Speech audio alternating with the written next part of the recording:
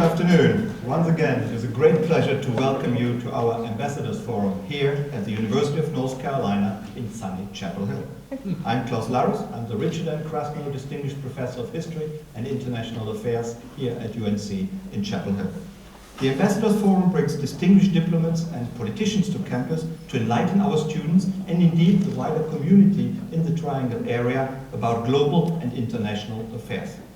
You may know that all our previous talks in our Ambassadors Forum, as well as the talks in our lecture series, the US in World Affairs, that all these talks are available on our YouTube channel. Please watch our channel as often as possible, and please do not hesitate to become a subscriber. It is totally free of charge. I'm grateful to our many sponsors for supporting this Ambassadors Forum.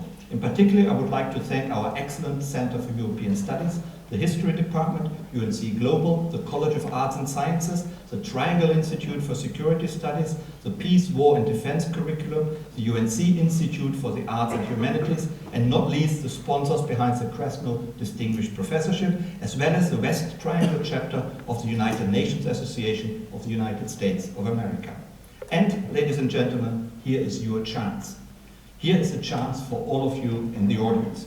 If you would like to become a sponsor yourself, then please let me know. I promise I won't turn it down. In times of turmoil, aggression and crisis, it is perhaps particularly important to expand our horizon and to expand our knowledge about global affairs. We are only too familiar with the crisis which has erupted suddenly in Ukraine and Crimea and perhaps beyond. Has a new Cold War broken out with Russia? And what can we do to contain the new East-West conflict? However, the Syrian civil war is also still continuing. The terrible suffering of the Syrian people has not abated at all. The Iranian nuclear capacity crisis has also still not been resolved, though some significant progress seems to have been made. There are also many other crisis areas in the world. You just have to think of the often constantly bad news that comes out of Africa. However, today we will focus on American and European relations with Syria and Iran, and also with Russia and Ukraine. We are very fortunate today to have an expert on all these countries in our midst. I would like to welcome most warmly Ambassador Thomas Pickering. Tom is a former US ambassador to Russia, India, Jordan, Israel, Nigeria, El Salvador, and to the United Nations. So I assume he knows a little bit about international and global affairs. And indeed, already this afternoon, in the course of an informal session with our students, Tom was kind enough to share his knowledge and wisdom about global affairs.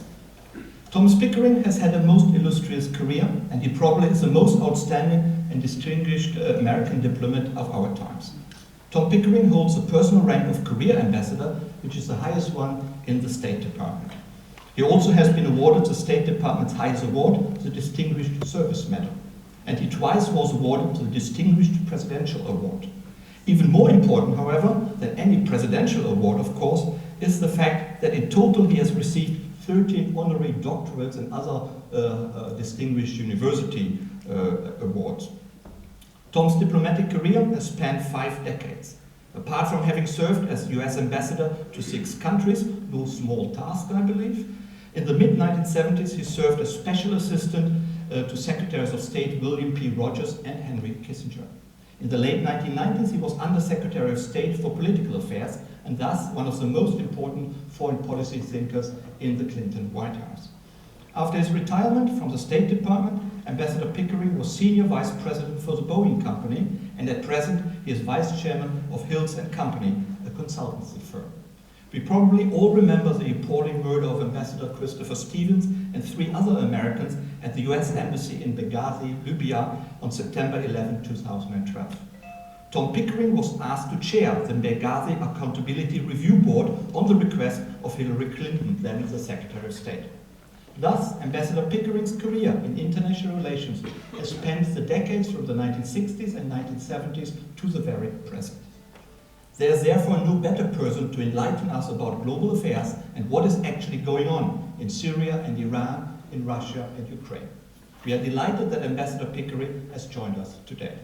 In a minute, Tom will deliver a short presentation about American and European approaches to Iran and Syria, to Russia and Ukraine. Afterwards, we'll interrogate Ambassador Pickering a little and pepper him with extremely difficult questions.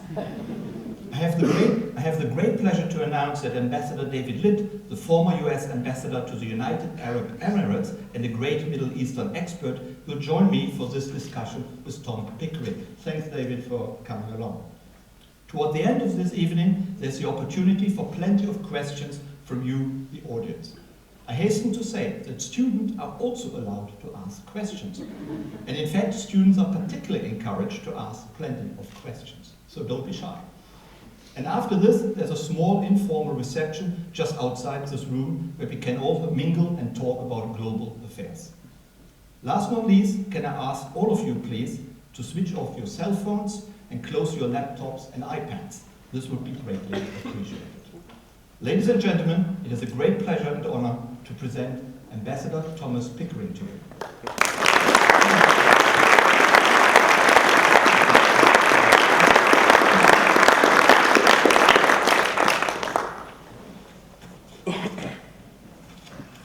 This is a little bit of an electronic nightmare, but we're going to get it.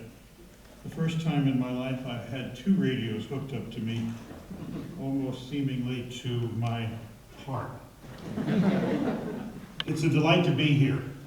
And thank you, Klaus, for that very kind and generous introduction. I always say a little hyperbole goes a long way, and I'm very grateful for it. It's a pleasure to be with you, and it's a pleasure to undertake what is a fairly daunting task, to do Syria, Iran, Russia, and Ukraine all in the space of some 30 minutes without leaving you with a welter of confusion and a number of ideas handled only in the most minimalist shorthand. All of that I hope to avoid. I think these are critical and important problems for the United States, particularly the new challenge from Russia. I'll try to give you a little bit of background, but more importantly, let me, if I can, focus on things ahead, something that diplomats often try to avoid. But since I'm a retired diplomat, I now have the luxury of making my own opinions as clear as I possibly can, and taking on some of the ideas and thoughts that might lead us down a path that has had more peaceful projection of events than perhaps the daily commentary on television, newspapers, and radio would lead you to believe. Nevertheless, these are hard times and difficult challenges, and I will seek in no way to minimize it. Syria remains, as Klaus said to you, a killing ground. 125,000 people, more or less, nobody can count, have probably been killed in the 3 and more years that the conflict has been going on. It began as a peaceful protest. It's now ending as a radicalized, multidimensional civil war in which the primary victims are the Syrian people themselves. But there is more going on in Syria than just that. There is a serious radicalization going on among the opposition to President Assad, led principally by Al-Qaeda, but even by groups that have been rejected for one reason or another by Al-Qaeda. That particular set of opposition is now establishing, according to the American intelligence authorities, a new firm base for itself outside of Afghanistan and Pakistan, and potentially a place from which to launch further attacks against Europeans and the United States. A third factor that is very, very important in this conflict is the impact on the region. Countries such as Lebanon and Jordan are deeply troubled to begin with, but have now a serious new impact of fighting just across their frontier, and swarms of refugees. Perhaps 9 million Syrians have been displaced, and a large number of those have come across borders. This in many ways destabilizing Lebanon and Jordan, but even more having an influence of malign character on Western Iraq and certainly on southern Turkey and beyond. And then finally, we have a situation in which violence seems to be getting nowhere with respect to a solution. 2 years ago, our Saudi friends promised us an early victory in a war if we would only provide mountains of arms to the opposition. That didn't seem to work. We were not participants in the early days of arms supply, but the Saudis were, and so were the Qataris. That hasn't changed the facts of the situation. Radicalization on the government side has certainly been undertaken by the Iranians and by their allies Hezbollah from South Lebanon. It's important to note here that the Iranians and the Russians continue to supply arms to President Assad. And while there may be momentary reports of gains in one form or another, I don't know of any responsible observer who is predicting an early end in sight as a result of the continuation of the civil war.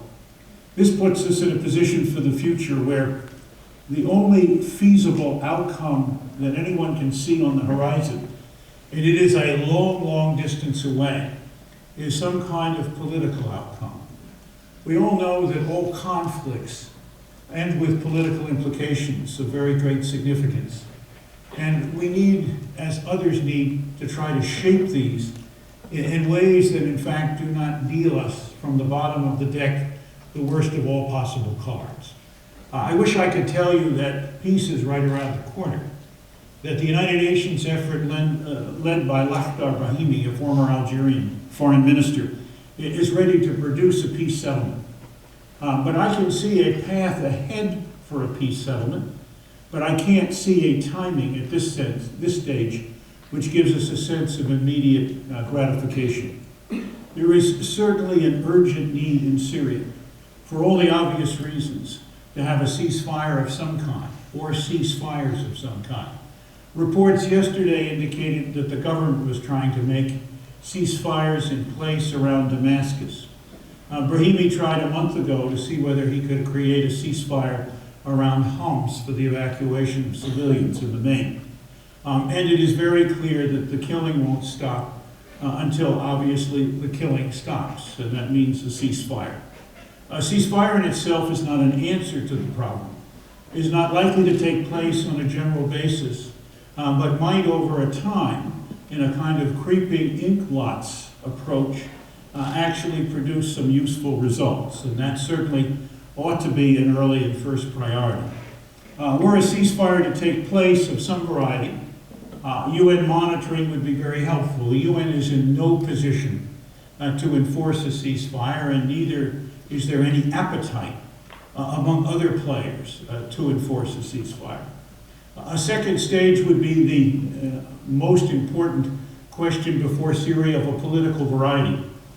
Is there a new transitional government that can succeed, take the place of, or over a period of time substitute for the Assad government?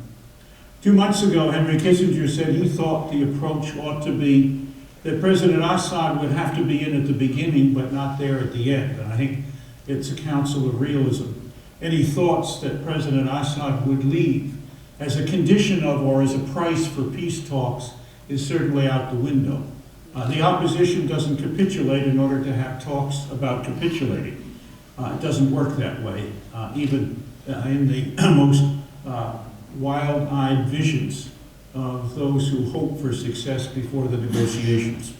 It is also, I think, important to think how difficult it will be to negotiate the departure of President Assad. Interestingly enough, all 4 countries that count in Syria now in a serious way, the United States, Russia, Saudi Arabia, and Iran, while they have many differences about Syria, share at least one common concern, and that's about Sunni fundamentalist terrorists and their buildup.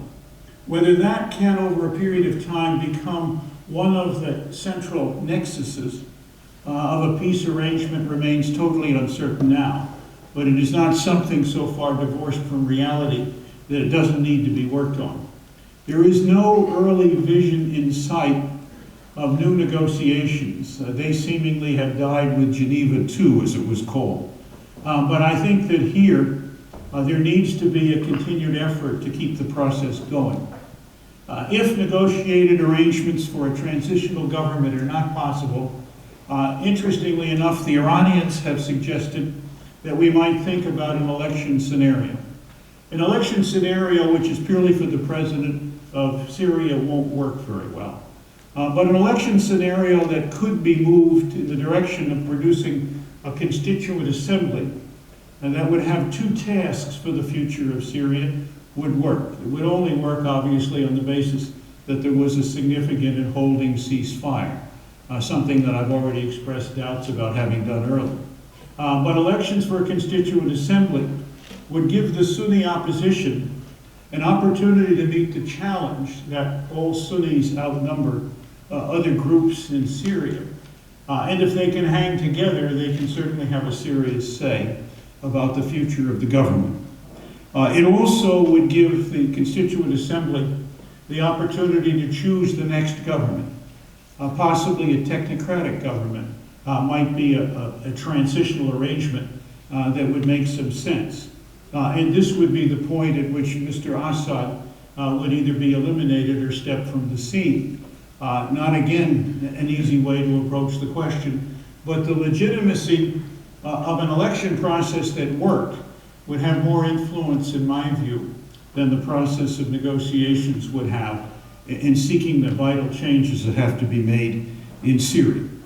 And so that's what we face in Syria. Those are the obstacles ahead. Those are the options that are out there before us. And indeed, those are the points which I hope the United States will continue to support, despite the fact that they remain a very long shot for the present time. Iran is interesting because for 33 years, the U.S. relationship with Iran was characterized by mistrust fueled by misunderstanding. That's not changed in any serious way, but we have had a breakthrough of sorts last November. The focus has been on the United States side, on the Iran nuclear program. And with the changes in Iran, with the election last autumn of Mullah Rouhani running on a platform of reintegrating Iran into the international community and seeking a way to resolve the disputes over Iran's nuclear program, change has begun to loom into sight, if I could phrase it that way.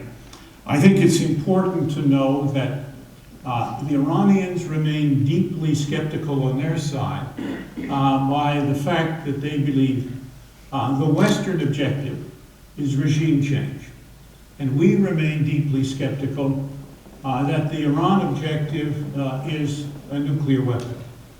In each case, we are not there. I don't believe, in fact, that the United States and its friends has the capacity to make regime change in Iran. I think that's up to Iranians, and I think that's where it will remain. I don't believe, in fact, at this stage, given the constant reiteration of the conclusion by both the American and Israeli intelligence community that there is no Iranian decision to make a nuclear weapon, that we now have time in a negotiating process to see whether, in fact, there is an opportunity to pin down an agreement that can make that fact into a continuing reality, if I could put it that way. That certainly ought to be our objective.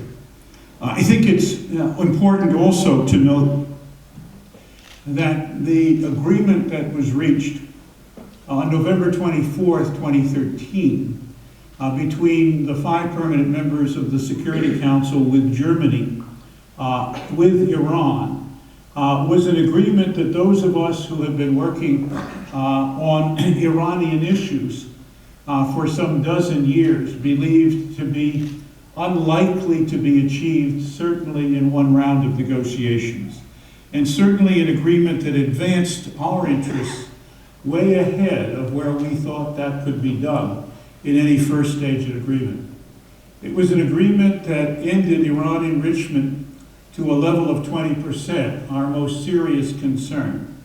And it's an agreement which, in fact, had the Iranians take their stockpile of material enriched to 20% and convert it in a way that no longer allowed it to be rapidly re-enriched to higher levels. It was an agreement that set a limit on overall Iranian enrichment, And even more, it was an agreement that said that Iran will have no more low-enriched uranium below 5% at the end of the 6 months of the agreement that it has at the beginning. It was an agreement that introduced new, radical, and much more extensive monitoring and inspection of the Iranian nuclear program than any country in the world currently has.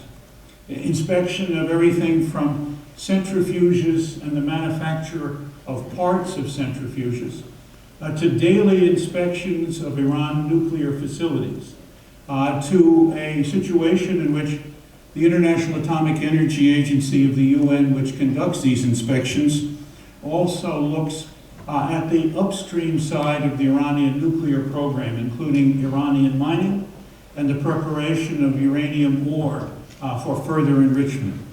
It's an agreement that, in my view, was extremely important in freezing an effort on the part of Iran to build a reactor which was configured for the production of plutonium, something that obviously represents a second route to a nuclear weapon. An agreement in that regard, which is very important, even though Iran has not, to anyone's knowledge, spent time to develop the capacity to separate plutonium from the spent fuel from any reactor so that it could be used in a nuclear weapon. It's an agreement, finally, that said the next stage is a comprehensive agreement between Iran and the 6 negotiating parties on the western side. That particular process began following the entry into force of the first agreement on the 20th of January. 2 meetings have been held already in those negotiations. Holding my fingers crossed behind my back, I have to tell you that those 2 meetings went further, faster, and with less difficulty than any set of negotiations so far between Iran and the P5+1 that I know of. It's quite remarkable.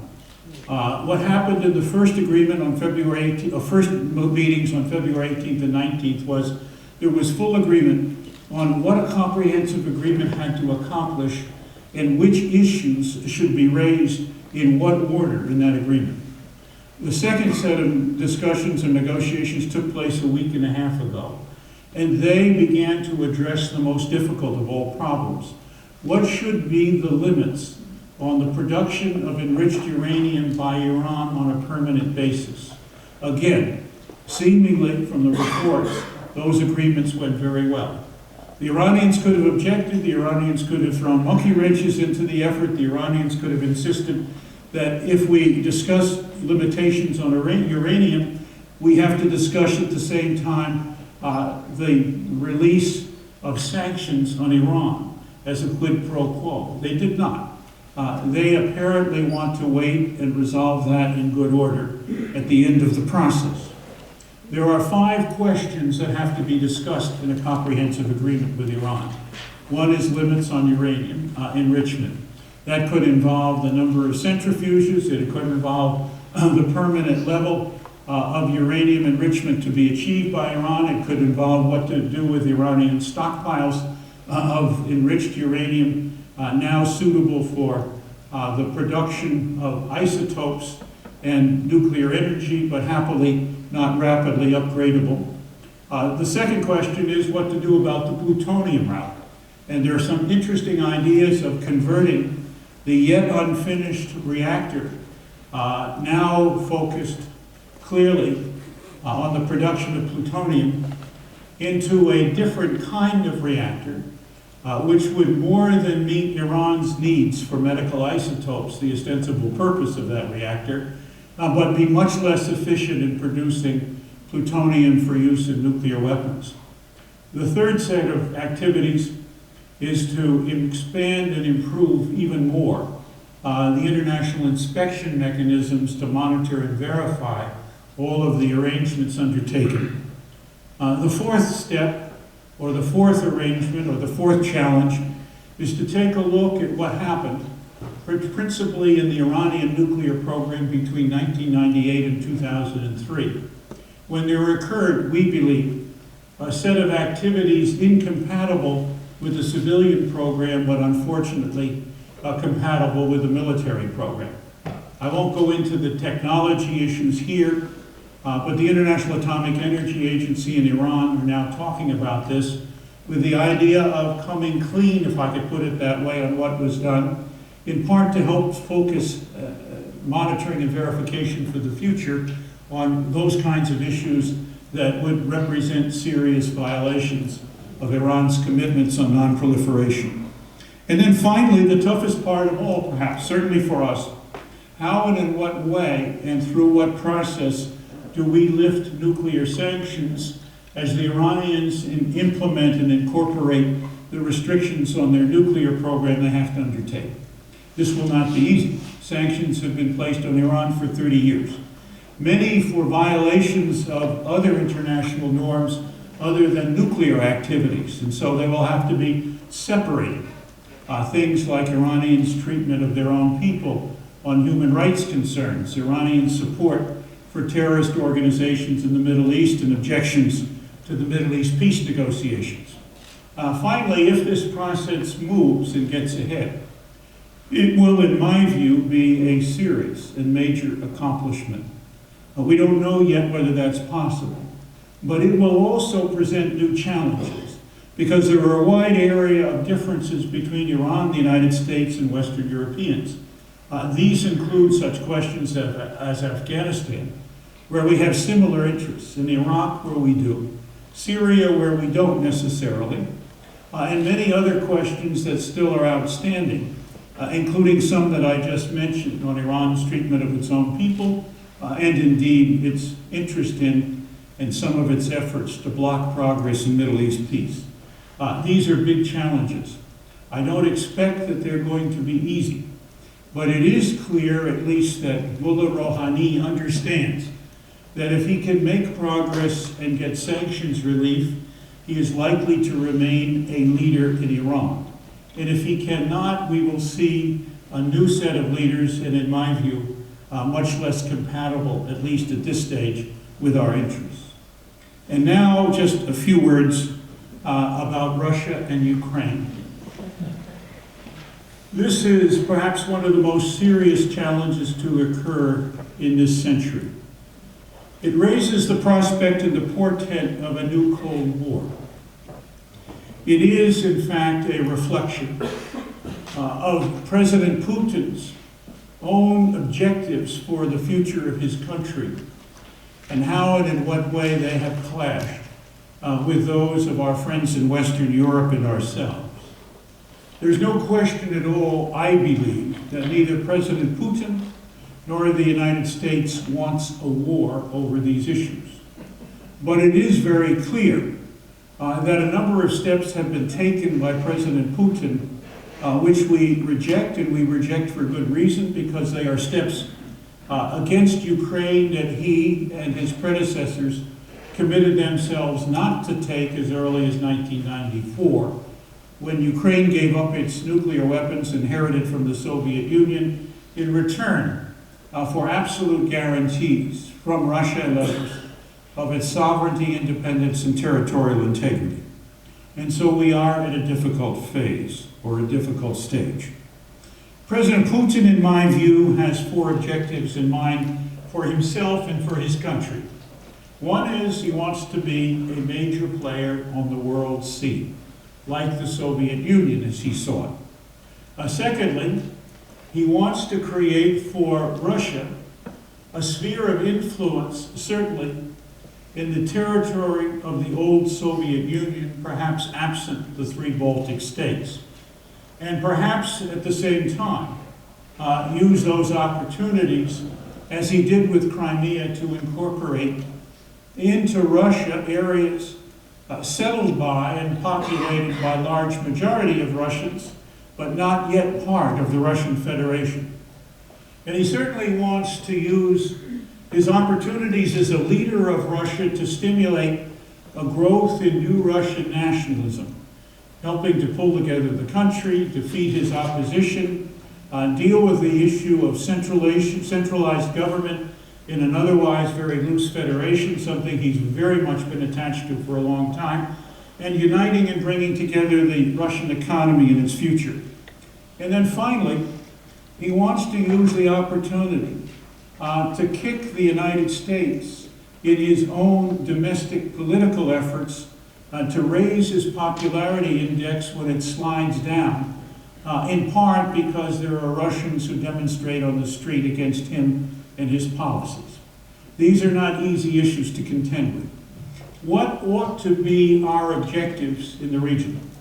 Well, I'd certainly like to recover Crimea, but it does take a real trip of fantasy to believe that there is an easy way to do that. And sometimes reality, when it hurts, has to be said. And so my sense is we can keep pressure on.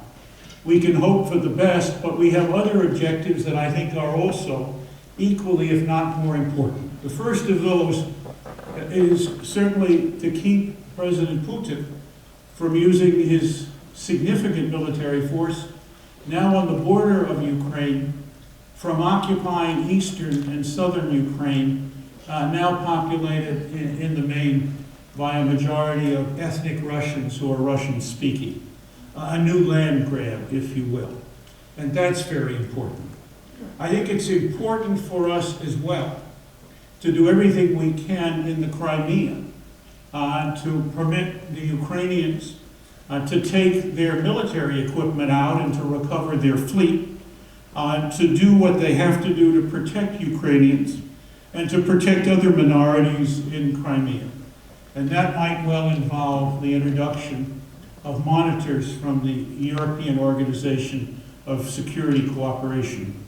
It might also involve, I think, on the Ukrainian side, the introduction of similar monitors for a parallel but opposite purpose of, in fact, ensuring that Russians in south and eastern Ukraine are fairly treated. That not, as some Ukrainians have threatened, to take away from them their right to speak Russian, or indeed to have Russian as a language of Ukraine equal with Ukrainian.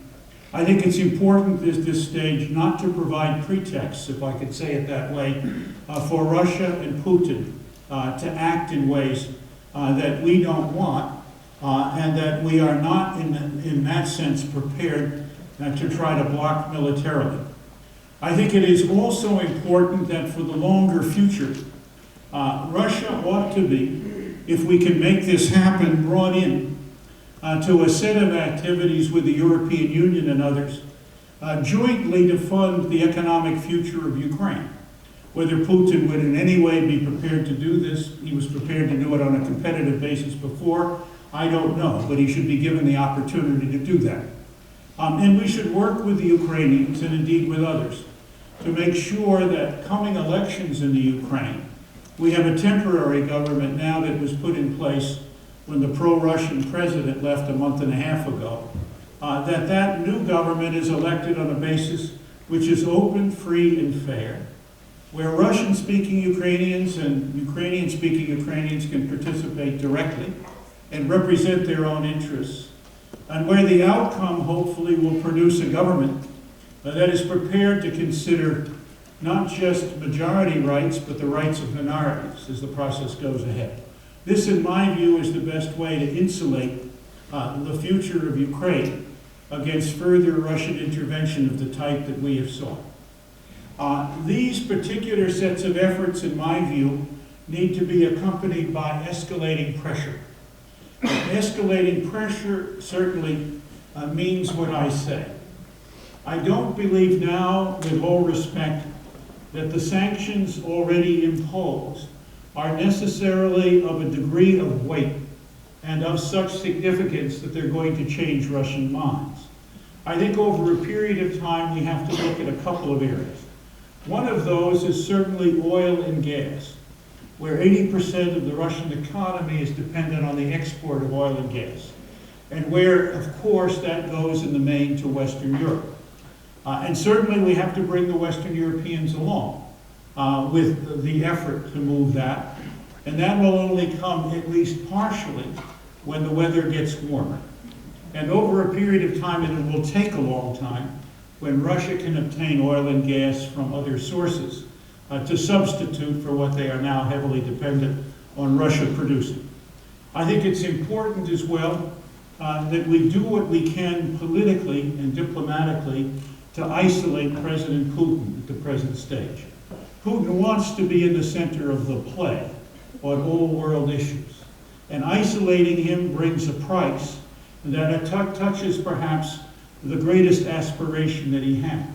And I think that that's significant and important. And here, Chancellor Merkel of Germany will be very significant in bringing on the NATO leaders and the European Union leaders to move the question ahead. I also think that as we go down this road, we will have to do something militarily. Certainly to send the signal that we are not prepared to sit back and watch things happen that are not in our interest. First and foremost, we need to support our NATO partners in Estonia, Latvia, and Lithuania, and we have done that. We need to put some military forces, as we have done in Poland, to send signals that we are prepared to back up our word, and we have done that. We need to consider positively helping Ukraine, both monetarily, and unfortunately that was turned down yesterday by the Congress, and with some military equipment to assure that the Ukrainians are not at a massive disadvantage in the future should anyone threaten them from the eastern direction. I think that we should begin to consider naval deployments in the Baltic and the Black Sea. None of this is going to war, but some of this at least is putting a message out that we have our own limits and that we have our own strength, and we should not be underestimated. Whether in the longer term future more serious steps should be taken, in my view, should come only after we have had a real opportunity to see whether a combination of pressure and indeed opportunities, open doors, if I could put it this way, through which we would like President Putin to walk, can themselves have an opportunity to resolve this issue. It is a very difficult and very dangerous situation from my point of view. And at the moment, I think the challenge is very much to our diplomacy, to our friends and allies in hanging together, to indeed attitudes in the rest of the world toward an action that I don't think anyone would condone, of moving a piece of one country's territory to another. And these are significant. And so let me end there and put on my armor for the grilling that's to come.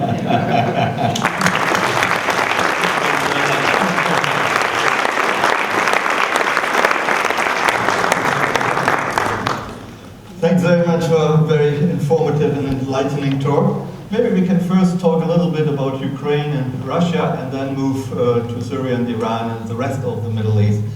You were ambassador to Russia in the 1980s, to the Soviet Union, when the Cold War was... The 90s in Russia, not Soviet. That's right. But the Cold War had just finished, the Cold War had just finished, and the Soviet Union, the new Russia, was still under the impression of the old Soviet regime, and it was trying to transition to the post-Cold War era. Do you see any similarities between the Cold War era and Soviet leadership during the Cold War and how Putin is now running the country? Or despite his recent aggression, is he a new sort of Russian leader? I don't think so. I think he's very much a prisoner of, maybe a victim of his KGB Cold War upbringing.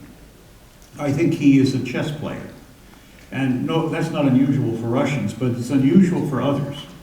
And I think that he has made a serious mistake.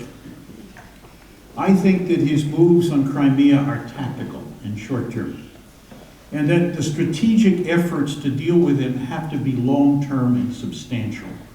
And this is the reason why in my talk I recommended that certain sanctions and certain other steps be taken to begin to send the signal. One, he will not be a major player in the world. Two, his long-term economic interests are very vulnerable.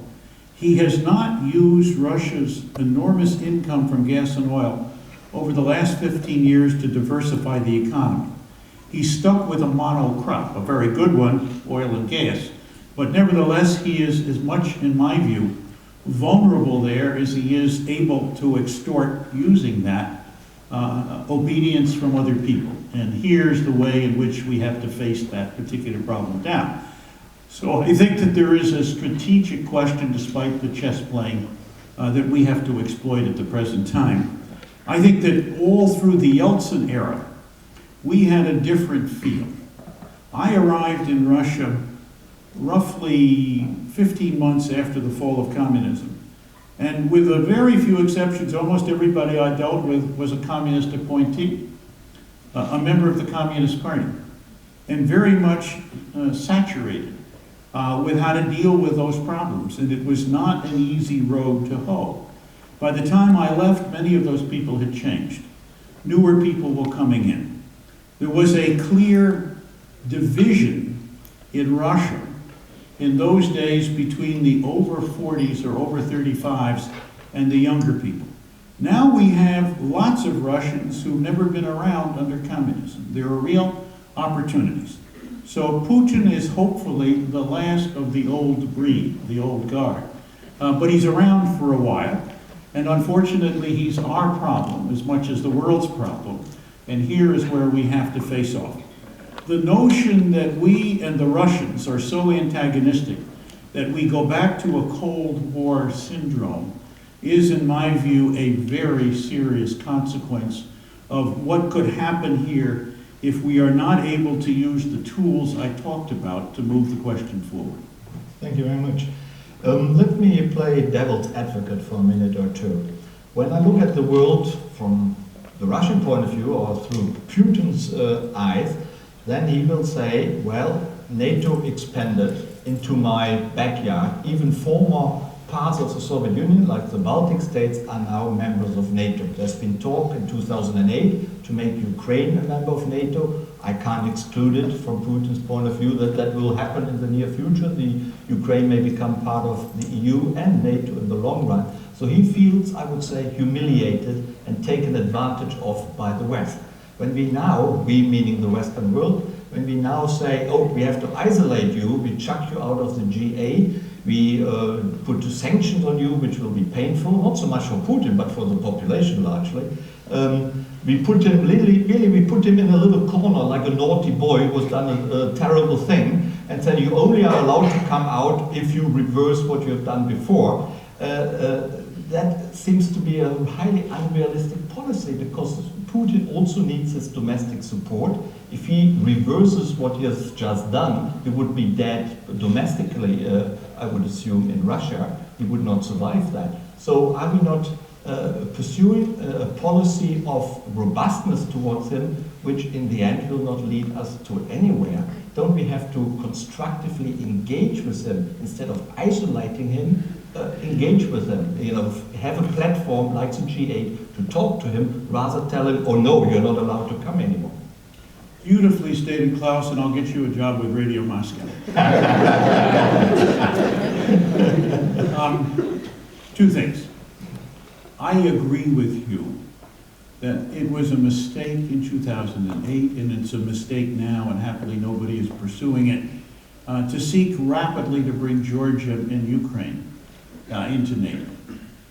It's very interesting to me, just by way of illustration of this point, that when I go around the States and talk about Russia, the third or fourth questioner starts the question, the Soviet Union, as if the Soviet Union had never disappeared, and as if Russia and Soviet Union are exactly the same thing, and indeed as if the Cold War was still running.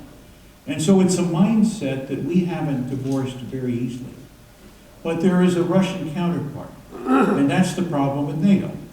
That Russians are convinced that everything the communists told them about NATO and its aggressive efforts to surround them, to lead to their extinction if they could, were very much still part of the game. And so each of us is laboring under the remnants of two Cold War ideas that in fact are very divorced from reality. But we need to move on our side, not to poke sticks at this particular issue. And so what I have proposed, and what I think will work, is this combination of pressure short of military force. but obviously opportunities, as you said, open doors, where there are ways to proceed that can involve guarantees to Russia that Ukraine is not a threat, that there can be friendly relations, but he's not going to take it over, certainly not the way in which he has moved against Crimea, and that there is a, put it, red line of some significance, but it is not going to be a dagger pointed at the heart of some part of Russia. And my own view is that Ukrainians and Russians can get along on this basis. I'll tell you one other story, which I told your students, that I traveled frequently in Russia and spent a lot of time with Russians, a certain amount of that over vodka. But over vodka, I never met a Russian who didn't at some point tell me, when we talked about Ukraine, that he had a cousin married to Ukrainians. All Russians do. The second, however, is traveling in Ukraine, where I did so much less because I was not accredited there, but I visited friends, and speaking to Ukrainian speakers, and almost the first thing from the Ukrainian speakers was to tell me about 400 years of Russian occupation, because they knew I was ambassador in Moscow. And so each one has got their own historical experience on this set of activities, and they don't match. And it is extremely important, I think, in that part of the world, that the relatively peaceful state of relations that has been preserved up until now be continued for the good of people on both sides of that issue, and that there be normal trade and a lot of interchange between Ukraine and Russia, which is a natural set of arrangements. But let's hope for that. I don't know that it's going to happen, but certainly that ought to be a reasonable objective for moving ahead. Thank you. Let me ask another question, which then transitions to the Middle East.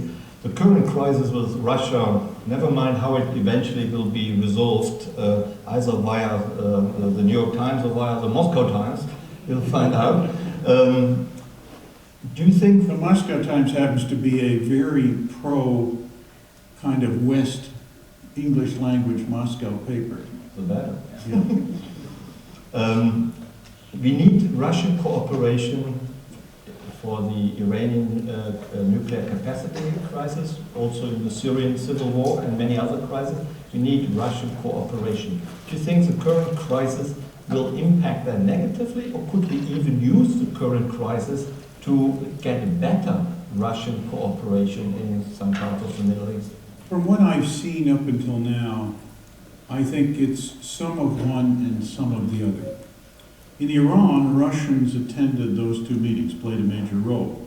I see no evidence or sign of their putting, if I would call it, spokes in the wheel. I think it's quite interesting because if I had to evaluate Russian motivations with respect to Iran, they're clearly, they don't want another nuclear power, particularly one very close to their borders, particularly one that represents Islamist tendencies, and particularly one that might seek to ally itself with others. I don't believe that the Iranians would be crazy enough to give one of a few nuclear weapons, if they make them, and I don't yet see them making them, to terrorist organizations where they themselves would have limited absolute control over where that might go. And indeed, my experience has been that those few countries that have gotten nuclear weapons have only two considerations when they get them. One, that nobody else ever get a nuclear weapon. And the other is a great quandary about what they'll actually use it for. So those are optimistic pieces, but they're important. I think, secondly, with respect to Syria, to come back to the Russians, there I think the Russians at various times have shared our concern about the radicalization of the Syrian opposition, and indeed the development of what seems to be a new base. Al-Qaeda in Arabic happens to mean base, so it's not too far from the minds, as David knows, of the guys who are pushing this. But they need to be concerned because at various times, people from Russia, particularly from Chechnya, have gone away and fought in wars like Afghanistan, Iraq, and Second Afghanistan, and come back and become serious problems. Building up a large coterie of foreign Arab and non-Arab radicals in Syria is a real danger, I think, for future stability. and or the creation of a base which is protected. And so in effect we have a problem just like Pakistan. Pakistan, having helped the Afghan Taliban, now has one of their own. We, having helped the opposition, now have an Al-Qaeda problem. And I think we need to figure out what we're going to do on that. And here I think it's our Arab friends in the region who are perhaps capable of having the most influence. Certainly they have the most money to shovel into Syria, and perhaps those kinds of approaches are helpful once we can get it moving in the right direction. And certainly Saudi Arabia, which is itself has been attacked on a number of occasions by Al-Qaeda groups, is in the lunatic position of supporting the increase of Al-Qaeda influence among the Syrian opposition, while at the same time it went through a bitter and deeply divisive conflict in Saudi Arabia to end those people's influence and capacity to attack the Saudi regime. Thanks very much. David Litt.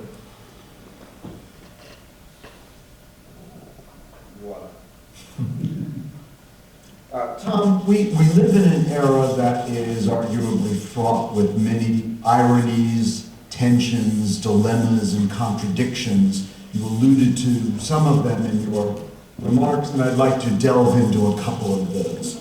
And the first is from the perspective of the United Nations, where you serve. We live in a United Nations era since 1945, when the international community embodied in this institution the values, the procedures and processes for resolving a lot of the challenges that the world faces, sometimes successfully, sometimes not. And here comes one of those dilemmas in which the international community relies to a large extent on the United Nations to deal with the questions of Syria and Iran, whether it's from the point of view of the IAEA or the Chemical Weapons Convention or humanitarian relief or the role of the Secretary General in the Security Council for Syria and Iran.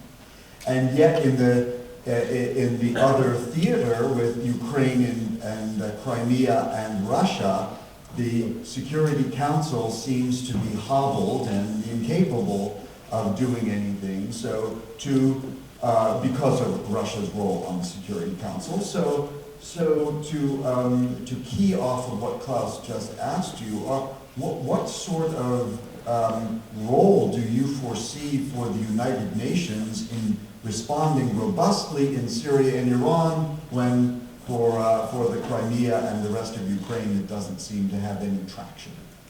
But I think that the role is different in each place. I think we need to keep in mind that the United Nations is not a monolith, it's a collection of member states. And particularly in the Security Council it is. And there I think we're paralyzed as long as we have serious differences with the Russians. And certainly those exist in spades over Ukraine and how to deal with that particular problem. And as we all know, the deal in 1945 was that 5 victors in the Second World War, Soviet Union, now Russia, the US, France, Britain, and China, would have the opportunity to block any substantive United Nations Security Council action they had objections to. And that's gone on. We have unfortunately been perhaps the greatest user of that particular privilege, although people tend to forget it in this country. But it is not a good example. On the other hand, it exists as a reality. So I would say the Security Council does not have, at this point, foreseeably a useful role. It was interesting that China split with Russia, with which it has been glued on Syria, and to some extent on Iran. And the Chinese, I think, have a foreign policy, particularly in the UN, of kind of hiding in the bushes. And these bushes were Russian bushes. And so that's interesting. But I don't think it's going to work very well. On Syria, much the same dynamic takes place, even though the Russians have agreed that the United Nations will appoint the Syrian mediator, negotiator, Lakhdar Brahimi, and that the Secretary General is not being blocked from supporting a peace negotiation process, and that there is a certain latitude in Syria among both sides for some United Nations humanitarian assistance to go in. I think those are all helpful, but they aren't the answer.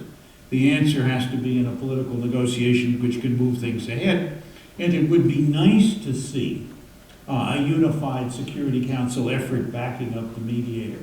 And I think that would have more effect. And I think the fact that Secretary Kerry tried hard, and indeed did bring the Russians along with the negotiating process and having the meetings, and getting both Syrian sides there in the last round was significant. And indeed the famous case of the Russians agreeing with us to destroy Syrian chemical weapons was another interesting example of a period of time, perhaps when the Russians saw the process going in a way that they weren't particularly happy about and were prepared to accept a negotiating alternative, or at least not block it, was there. So tinges of hope, but not a lot of real progress there. In Iran, somewhat different. Certainly since the then secret underground facility near Qom called Fordo was discovered 3 years ago, and the Russians apparently did not have intelligence telling him it was there, while we did. The Russians have been quite good on Iran. They have helped in the Security Council. 3 sets of sanctions have been approved in the Security Council, certainly without their objection. We'd like to go further, but that wasn't possible. But our unilateral sanctions have had a serious effect. There's no question at all that the negotiations are taking place in a context where a principal United Nations agency is one of the key to success, the International Atomic Energy Agency, which has the expertise and indeed the role of doing the monitoring and verification. So the United Nations is not totally excluded in its own way from these 2 particular activities, but it is not there in kind of robust orders from the Security Council. Well, I've been in the Security Council. I know about robust orders. There are a lot of occasions when there are robust orders for the Security Council, and all the member states of the United Nations are pledged by treaty to obey those orders, and 3/4 of them ignore them because they're de minimis, or they're outside the scope, or they don't like them. We don't want to do something in the Security Council, which in the end is the reverse of what Winston Churchill once said about Lend-Lease. He said, give us the tools and we will finish the job. And the reverse is give us the job and we will destroy the tools. And so we want to be careful about that. So overreaching in the UN has its own penalties that we need to be cautious about. Finally, there are contrasts. I was lucky enough to be at the UN at the end of the Cold War, when we got a lot of Russian cooperation on dealing with the Iraqi invasion of Kuwait. And that was very significant. There is a small phrase in Hebrew about the United Nations called Shmum. Hebrew is filled with abbreviations. And one abbreviation, stands for the United Nations. And I'll let you figure out what Shmum means.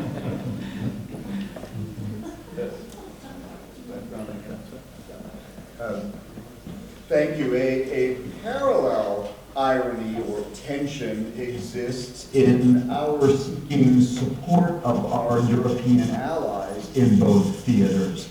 We have seen in Libya, for example, where the British and the French were far out ahead of others, the Germans not so much.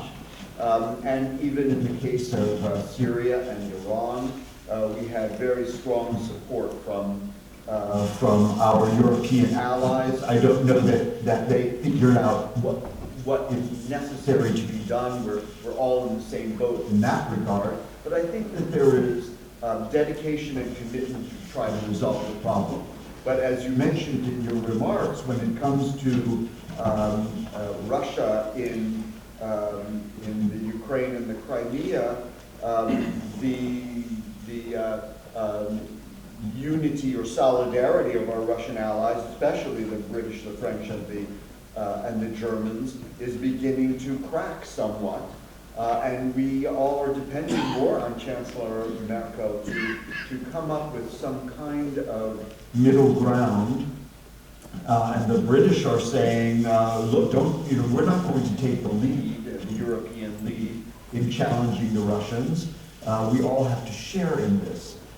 So I wonder if you could comment on the role of our European allies and also on the regional, the possibility for regional organizations to have a hand in this. You mentioned the OSCE, but perhaps the Arab League or the Organization of the Islamic Conference. Great, David. You posed a number of, I think, intriguing and interesting questions all at the same time. I would say that Libya is not Russia, that Gaddafi is not Putin, and the degree of difference in strength, geographic position, essential power, is such that it is not possible to lead from behind in Ukraine, where it was in Libya. I think that the president must have felt in Libya that Europe was closer. But he went back to an interesting formula that at various times in the Cold War we pursued, where we got our allies to step up, and then we provided the stuff that was not available from the allies. Principally things like intelligence, heavy airlift, and that kind of support. Actually, in Libya, they ran out of bombs on the Allied side, so we had to help them with that. I think also, very quietly, but I think very importantly, we worked very closely in Libya with the Canadian commander in terms of where he was going and how he was putting things together. And so what we didn't see in Libya was the essentiality of the United States, but not the front page position of the United States. What we are now seeing in Ukraine, and I think quite rightly, is the essentiality of the United States in the front page position, because to deal with British and French reservations, we have to be there. We have to be there with now a more robust European leadership. And German foreign policy in the last 3 years has evolved from what I would call the turtle-like posture of the 50 years after the war, where the Germans were atoning for the awful mistakes made by the Nazis, with which they were associated historically, if not in any way, I think, necessarily in policy terms, to a situation in which it became clear that Europe was not going to be successful without a stronger German role in the lead. And with some care, and I think Mrs. Merkel has been good at this, the Germans have moved ahead in what I would call their bilateral influence with the major European players on critical issues of salience to the European Union and to the U.S.-European relationship. So I don't see that necessarily as cracked or broken. I see it as vexed, which is true for most things, where you get into an unexpected situation where friends and allies are going to have to be asked to ante up and to be part of the solution, not part of the problem. I feel this can be done, but I feel that we have a lot of things that have to be repaired that have gone downhill. I mentioned earlier NATO military posture, which to some extent is heavily focused on the U.S. and a few of the major contributors. We could take another example in an interesting way, not Libya, but Mali. And there, the French stepped up. And indeed, the French have carved out for themselves, in and out of NATO, in and out of the EU, basically the military role of engaging their forces at times when their former African colonies are going through the turmoil of revolution, coup d'etat, government changes, and terrorist attack. And to some extent, we ought to be very grateful for that. They've been able to do some of it on their own. Mali was much too large to do on their own, and while it didn't get a lot of publicity, again, we provided most of the heavy airlift, a lot of the intelligence, some training support for African forces, some movement of African forces, which was very, very important, but the French stood out ahead. So we're developing a whole series of new ways of proceeding, which are not all traditionally in the same mode. I don't think that that necessarily is disadvantageous, particularly if the others are prepared to make, as they did in Libya and as they have done in Africa, more salient contributions, even though they don't have all of the answers. So I'm not in despair, but I think it's a hard road to hoe. And certainly the first challenge, as I said, is going to be, can we get a meeting of the minds over the issue not just of economic sanctions, which is going to be very hard, but of what I would call the diplomatic isolation. And will Russia try, through attractive offers, to see if they can break this mold? And will, in fact, the Europeans succumb or not? It is very useful to understand that all European states east of Germany belonging to the EU and NATO have traditionally stayed with us over anything Russian, because they have too many years of Cold War Russian occupation. West of the German border, it's a more problematic situation. But in my view, when it comes to real threats, such as take over the Crimea, we have a more persuasive possibility, if I could put it that way, of working with our Western European friends. And it was happy and useful that the President went, not just for the nuclear summit, the security summit, but for a whole lot of other conversations built in around this that I think are important. I think it's very useful he's going to Saudi Arabia, because the Saudis are, on the Iranian side, much more uncertain about where we're headed and what we want to do. Just briefly cut in and then come back to you, and then we'll open it to the audience. I think since I get paid for the word, I love to monopolize the conversation. But I just advised. I didn't know we were paying you. I don't think so. Well, I used to get paid by them, but I just advised your students that the best posture in diplomacy is to listen. So. I think regarding the security issues, you're probably very correct that there will be Western unity. Regarding economic sanctions, economic trade, and gas and energy, I wonder whether Western unity will really stay on that long. During the summer, it's relatively easy because we don't need that much energy. As soon as it gets cold again and the prices might be going up, we just have to look at the 1970s oil crisis, where Europe was severely divided among itself and with the United States. So I wonder, is your view not perhaps a little optimistic regarding Western unity? No, I said it's going to be very hard to get unity on sanctions. But I think it's imperative that we do so, because it is the one of the three critical messages we have to find a way to send. All right, thank you. That's all. I mean, of course we can fail, but I think Europeans have to know and understand the consequences of failure may be worse than a cold bed at night.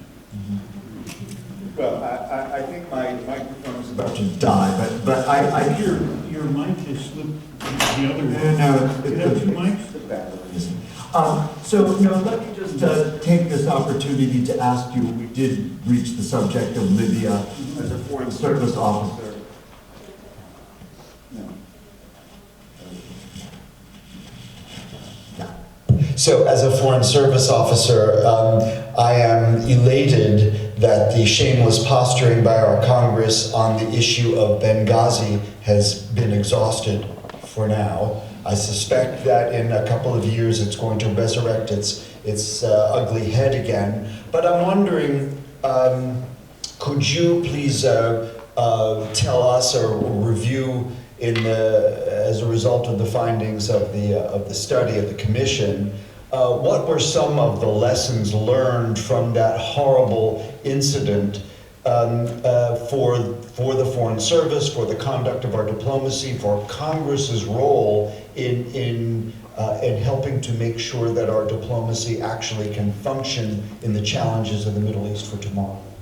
Thanks, David. I think that one general statement, a large share, if not most, of the attacks on this issue had electoral significance. And so as elections become more important, my own expectations is we will not see the end of Benghazi. But my feeling is that, having been through depositions under oath and public hearings and lots of opportunities on television and radio, that our report is holding up pretty well. And I would be the first to say that we did the best job we could with the information we had, if there is new information and I haven't seen that, I'll be the first to join the queue to say, yes, we should change this or that. We did 29 recommendations, 24 of which are public. We did an extensive public report. If you're interested, you can read it on the State Department website.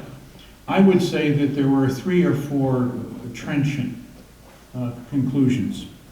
One was that the State Department did not, in its decision-making processes, prepare well to deal with Benghazi. There are reasons for that. None of them are, however, excuses.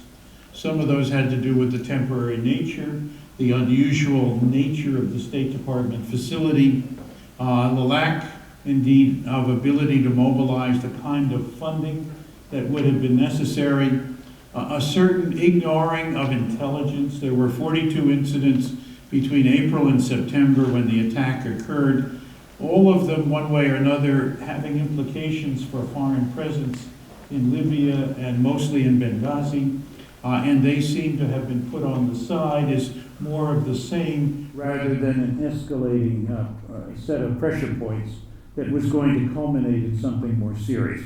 So I think all of those things are there, and they obviously involve a failure to deal with the problems. In the longer term, there was a report on the attacks on the embassies in Nairobi and Dar es Salaam in 1998. They made a recommendation that each year 10 embassies be rebuilt or upgraded. By 2005, that had dwindled to 3. And part of that was the costs went up of doing that. Part of that was the Congress cut budgets. And while the Congress was loath to admit it, it's very clear that they failed too in some of their responsibilities to fund the kinds of changes that we need. And it was very important to note that both Tunis and Cairo had been upgraded. And Cairo was attacked 4 hours before Benghazi, and it withstood an attack with almost no difficulty, even though the attackers got in over the wall and got to the buildings themselves.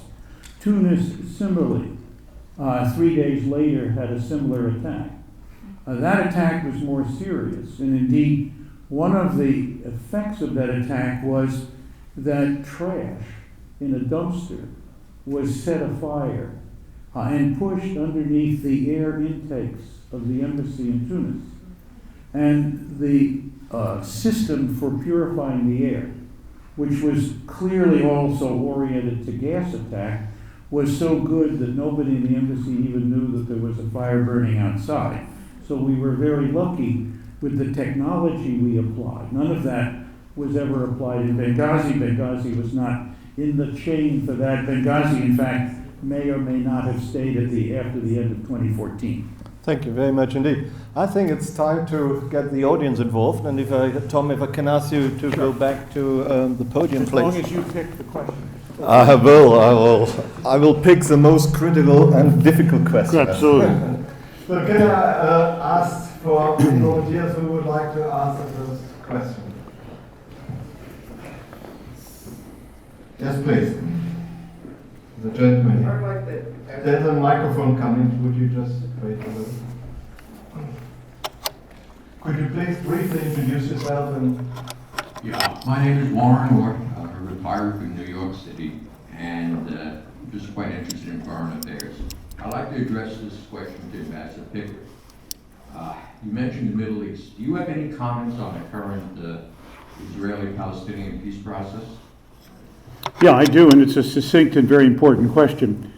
I think that over the years, particularly in the last 2 administrations up to the time of Secretary Kerry, we have tended to want to run away from that non-process, if I could put it that way, rather than engage.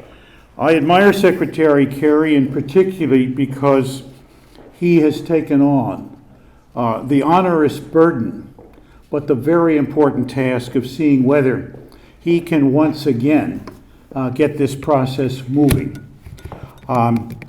There are several things that he has done that I think have been very helpful. One of those is that he has so convinced the parties of the importance of this process that we have had relatively few leaks. And those leaks we have no basis for verifying. Which means, in effect, that the parties at least are giving Kerry significant attention and his ideas significant attention, not to try to destroy them, has been the practice in the past, by public discussion. And that's very important. I think, secondly, Secretary Kerry has resolved himself in the direction of promoting a framework. This is in some ways analogous to and parallel with what President Carter did with the Egyptian-Israeli peace agreement at Camp David. Camp David did not solve the arrangements, but it produced an outline of what the central compromises would be in the critical questions facing Israel and Egypt. Where Kerry is, I do not yet know, but I do know that a framework has potential very useful application in this process. One potential is, depending upon how it is cast, that the parties will know very clearly what it is the United States will not support because it is outside the framework. And one of the plagues of the process up until now has been that because the parties on both sides do not have, put it this way, the certainty of secure support in their own body's politic, that they have produced and continue to produce unnegotiable ideas as viable propositions, partly, I think, to get rid of the process, but partly also to please their domestic audiences. And until that particular facet of the issue is ended, we will not get to the point of the critical negotiations that have to take place. The second value of a framework, and it is the opposite value, is it defines the channels within which negotiations have to take place. And that was certainly what happened with the Carter-Camp David plan, as Egypt and Israel over the following year negotiated out the details of that agreement. There is a third point here. Kerry has asked each side to be prepared to comment on his framework proposal. This, in my view, is an interesting change. At first, I thought this is a disaster. We'll get nothing but negative comments. But in some ways, what he is asking them to do is to outline their concerns. And he, I think, is then in a position to respond to these by saying these concerns will be central to the next stage of negotiations and be able to put in his pocket the framework.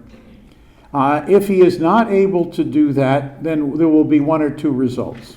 The whole process will die, or the U.S. will continue to push the process, which in many ways may force an issue that took place in 1988 with a similar effort under George H.W. Bush. And that would in some ways potentially result in either changes of leadership or changes of ideas of leadership. Whether that happens or not, I have no idea. But that is also a potential outcome. And of course, it is central to get negotiations to move, to have leaders who are prepared to work with the process, but even more, to take the risks of compromise for success. I think finally, while it is a long way away, the Europeans have begun to talk about whether the framework itself might become part of the United Nations Security Council resolutions approved. There only have been 2 resolutions on the Arab-Israeli peace process approved in the Security Council of significance. One was 242, which is territory for peace. The other was 338, that negotiations between the parties have to solve the issue. A new benchmark through the Kerry plan, or whatever you want to call it, would be useful as a continued basis for moving the question ahead. There, the issue will have to be whether the United States would be prepared to submit its own proposal to the Security Council and support it there. something the United States would find excruciatingly painful if there are serious differences over this.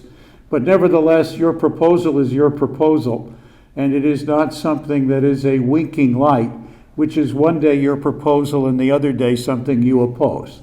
So this is interesting and important. I think finally there has been some evidence that this process is seeking to make internal trade-offs. On the Israeli side, some gestures toward the Israeli position, in return from the Arab side, some gestures toward the Arab position. This, I'm much less confident, is a wise approach, but it's out there, and if it's really true, and I don't know whether it's really true, it will produce the usual problem, that the leaders on both sides will pocket what they like and clearly oppose what they don't like. And because the proposals are tilted, each side will have reason to pocket one and oppose the other. And I would rather see a set of proposals in the framework which we consider fair but painful, rather than acceptable in return for unacceptable on the other side. But that's a difference perhaps in negotiating strategy, and I really don't know whether it's true, it's just in the rumor mill at the present time. So now you know everything I know about that. Are you optimistic? That's unprobable. No, I'm where the president is, 50-50 chance. How's that? That's a good diplomatic Yes, answer. sure. Yes. Thank you very Because I much. frankly don't know, Klaus, and to take a position on any platform about something you don't know is a crapshoot. It's risky, very risky. Yes, over there, the gentleman. Yep. Here. Brian Balex, semi-retired professor of medicine.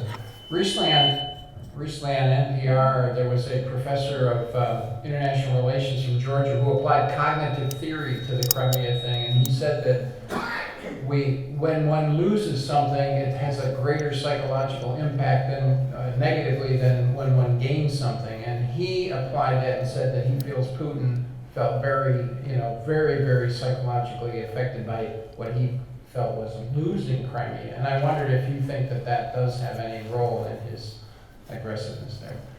Well, I think that Putin never owned Crimea.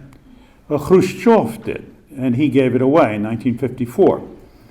So what I think Putin felt the loss over was that Yanukovych, who was president of Ukraine, and purportedly his stooge, but somebody who he felt very antagonistic about. It was very clear. Their body language was not good, and the stories are pretty clearly that Putin doesn't like Yanukovych. But Yanukovych lost his job as a result of pressure from public demonstrators and other activities in the main square of Kiev. And in part because there was horrendous cyber attack, killing innocent people in demonstrations in the square. Now, whether that was Yanukovych or whether it was, as the Russians charge, Ukrainian fascists, we're still not clear. But it was Yanukovych who left the country, abandoned his Purple Palace, and went to Russia. And there's where I think Putin felt the loss. And I think perhaps in this particular set of issues, while individuals are individuals, and cognitive theory attempts to prescribe for all of us under certain occasions, it is possible that Putin felt that what influence he had gained through Yanukovych was disappearing. The riposte against Crimea, in my view, followed a pattern. And that pattern wasn't a long-term, secretly planned effort, but a recovery, if I could put it that way, from Yanukovych's disappearance and the seeming loss of Russian influence, and to some extent some of the things that were done in Ukraine, which were invidious to Russians, including some effort to downgrade, if I could put it this way, the Russian language, and things of that sort. And I have not made a comprehensive study. So I think there's a kernel of something here, and that he was in a position, being in the neighborhood, having the military forces. He had 15,000 members of the Black Sea Fleet and base people inside Crimea. So he was able to take advantage of his tactical position there. I still think it's a tactical victory, and we'll have to wait to see how the strategic game plays out. Thank you. The lady there? My name is Tatiana Smisljevich. Can you just hold on? So, I had a question about, you brought up earlier about this encirclement of Russia and how it's an illusion by NATO. Illusion. So, my question was kind of the role of NATO and why.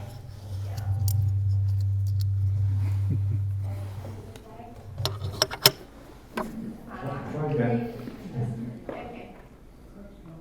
Not on? Oh. There we go. There you go. Alright, so let me start over. So the role of NATO and the Warsaw Pact earlier. So the Warsaw Pact is obviously obsolete right now. So what is the legitimacy of having NATO still intact, present, and gaining more memberships? It's a very good question, and I think that the answers are fairly straightforward. That NATO in 1993 and 1994, certainly with the full support of the United States, decided that on the basis of what was clearly requests from Poland, Romania, Bulgaria, the Baltic states, to become members, that it would open the door to those countries to become members because they had a traditional concern that someday Russia might push against them and indeed use military force to take them over. They were not countries, except for the Baltics, that were part of the Soviet Union. So one could see a dividing line between their status and countries like Belarus and Ukraine and Moldova. And so the door opened. They first became members of the European Union, but came as well into NATO. There was a certain amount, I'll put it this way, of what I think was discontinuity. Gorbachev believes that he was promised no nuclear weapons there, and none have been moved there. He was promised no NATO deployments of outside troops there, and that's happened. Happily on a temporary but not a permanent basis, but nevertheless it is there. And that he was promised, I think one other no, that certainly they would not be used to pressure or push against Russia. And I think that that's been less than clear to the Russians, and certainly has raised questions about it. But that's point number one. Point number two is a rather interesting question. I can remember riding with Al Gore when he was vice president in his car on the way from the airport to meetings in Moscow. And I told then Vice President Gore that I thought one reason why we had to look at NATO and look at new opportunities and new roles for the future was that NATO was the only place in the world where friends and allies could muster 60,000 troops to operate together to deal with peacekeeping challenges and tasks in and out of the NATO area. And of course, in a number of occasions, certainly with the breakup of Yugoslavia, certainly in Afghanistan, NATO has played a major role, and their ability to operate together has been critical to whatever military capacities they have been able to put to that task. And I think that's important. And so in that regard, NATO, in the main, has worked on tasks that have received the approval of the United Nations Security Council, sometimes post facto and sometimes pre facto, but nevertheless it has. So those are reasons, I believe, to look at the question. Ukraine has now raised a similar but slightly different problem, and I think to some extent it was not NATO that threatened to go in, but it was Russian perceptions of NATO that raised that particular question as one that they were concerned about.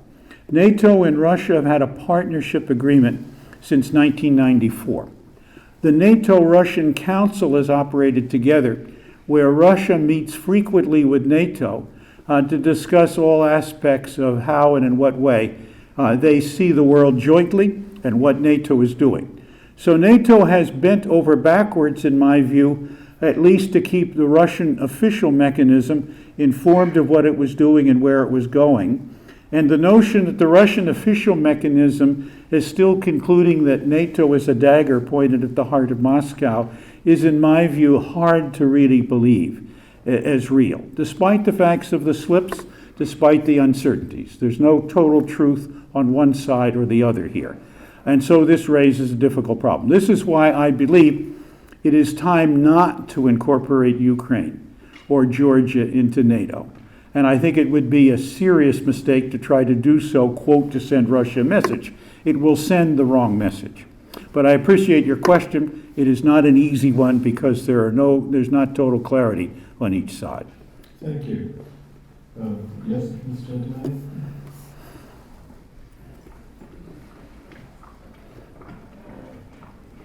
Brian Angelino, I'm a student here at Chapel Hill. I just wanted to go back to Syria real quick and the fact that you mentioned the possibility in the future of elections.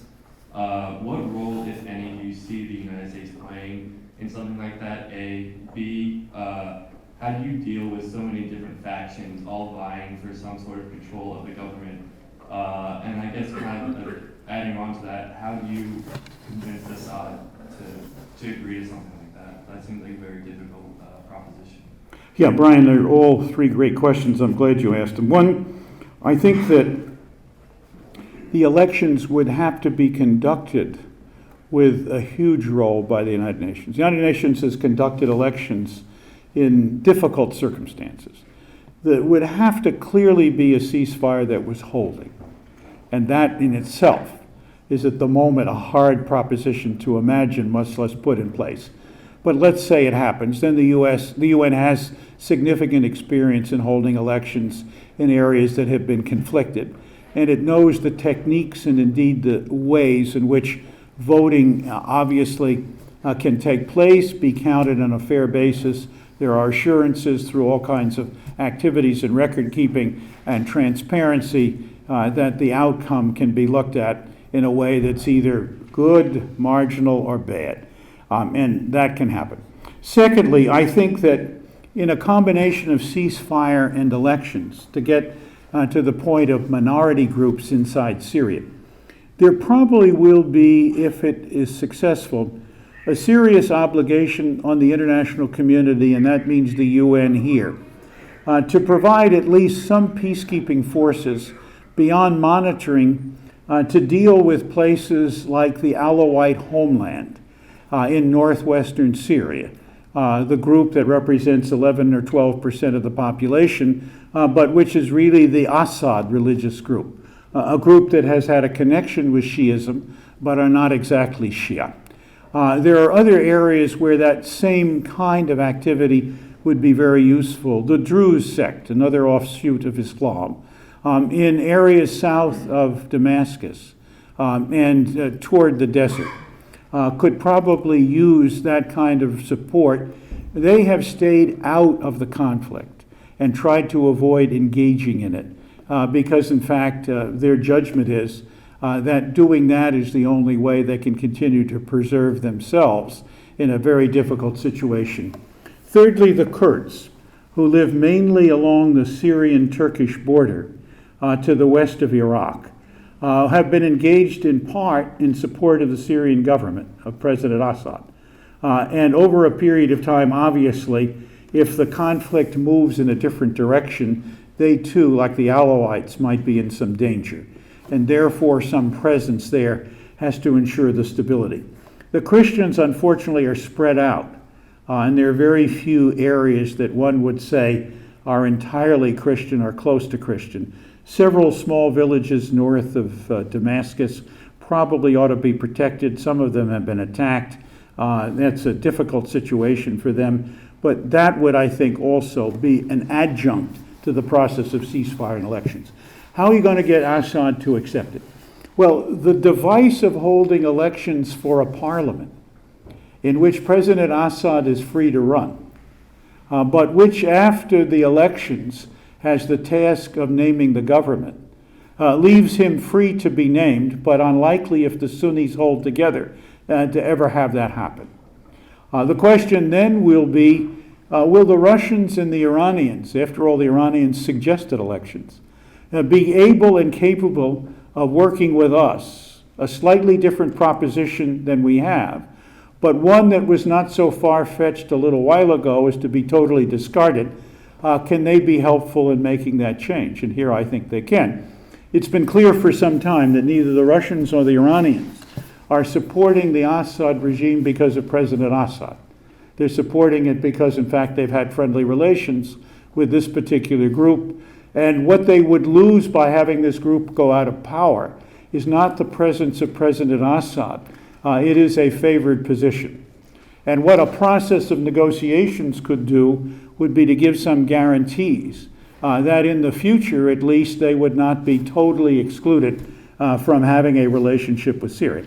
I would have no objection to their having port access in Syria, but it would be the Syrians who have to answer that question, and hopefully we could work with the Syrians to move that process ahead. After all, any kind of arrangement like that is going to have to involve gives and takes. Thank you. The gentleman over there.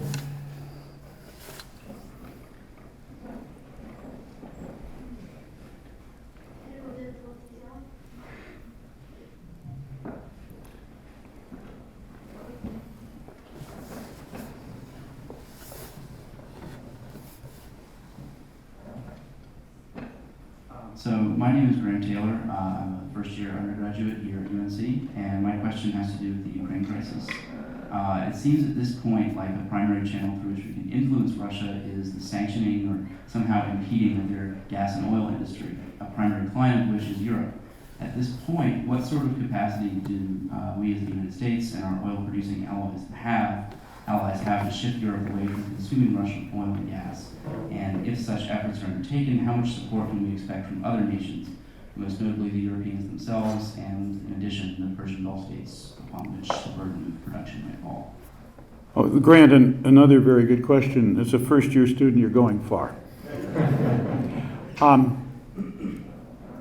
Substitution is a hard road to hoe. We have reduced now fairly significantly as the result of the production of shale gas and tight oil from shale. But we're not yet in a position to be totally self-sufficient, probably won't be. We may have some extra gas to ship, and that will have its own consequences. One, obviously, do we have the liquefaction facilities to move that gas into the tanker route? And is there enough kind of reconstituting facilities in Europe to put that into the European gas system? Europe already has some of that because they get LNG from places like Nigeria, west coast of Africa, and other suppliers. I don't know the answers to those questions, but people are estimating to have a real effect it might take a year or more. There is a consequence of that as well. U.S. gas prices are perhaps as low as they have been for a long time. But with European prices high, and therefore the impetus to sell American gas to Europe, it will be the European prices that will define the marginal price, and we will see higher prices here. The question is, of course, are we willing to pay those as well? And how does that fit in? The third question is, are there other sources where gas can come and oil can come? One, of course, is Iran, which we have now depressed down below 1 million barrels of oil a day from probably something like 2.5 or 3, but with a very serious potential for something larger. Iraq has gone up, I think, to 3 maybe. And so that's a backfill, but is Iran a possibility? Could we help the Nigerians, which have a very, very low production rate, given their possibilities, improve their own efficiency and move their production ahead? Can Saudi Arabia, which can do up to 12 million barrels a day, but usually stays at 9, begin to fill some of the gap? And that's liquids, and I think the bigger problem is probably gas at the moment.